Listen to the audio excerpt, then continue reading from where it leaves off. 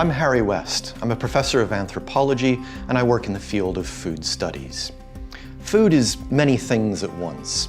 It is the substances that we use to sustain our bodies. It's the basis of livelihoods, from those who grow it and process it and transport it to those who prepare it and serve it. Food is a commodity that is traded between large corporations and between nations. Food is also a language that we speak amongst ourselves. It's a way in which we communicate to other people our affinities and our differences, our passions and our revulsions. So food has been studied from each of these angles, but food studies allows us to look at food as being all of these things at once and to understand how each of the dimensions of food affects the others. My research over the past decade has focused on the emerging niche in heritage foods. I've worked with artisan producers of cheese throughout Europe. Many of the people that I've worked with produce cheese because it allows them to add value to the milk that they produce on their farms. Others are interested in the idea of terroir, the way in which a product like cheese can reflect the natural environment in which it's made. Still others do it because they're interested in making things with their hands. They enjoy the process of craft. Of course, for many of the producers I've worked with, it's a combination of these things. I moved to Exeter in 2016 because I think it's the perfect setting for the kind of work that I do.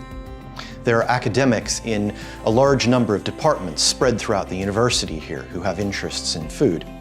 But of course the university is also situated in a region where food making and farming and fisheries are central to the economy and fundamental to local history and culture. Students doing the MA in Food Studies at Exeter study the history of food with input from academics in archaeology, the classics, and history.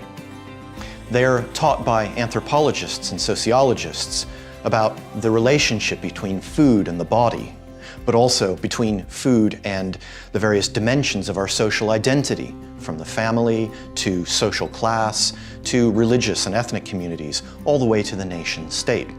They also learn from academics in geography and politics about food systems, how they work and how, for some, they don't work, such as in cases of famine or food poverty. They study alternatives to global food systems, such as organic production or fair trade. They study transition towns and slow food. Among the modules on the course is one that looks at preserved foods.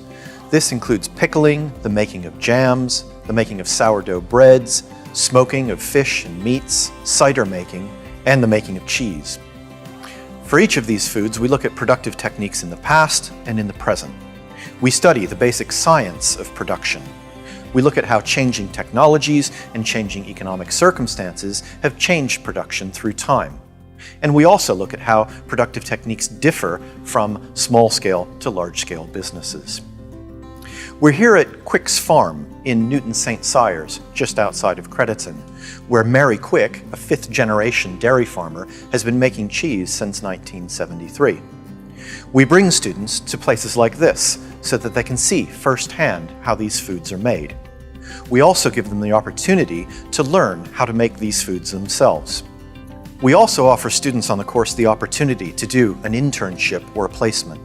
This can be in a government agency, in an organization or association that focuses on food-related issues, in food media, or in a food business such as this.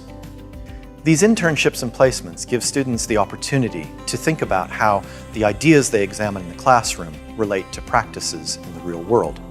They also give them valuable experience and allow them to build networks which will be of use to them in their professional development. Through the combination of theoretical and practical study, the course not only gives students a critical understanding of foodways and food systems in our world today, but prepares them to transform these for the better.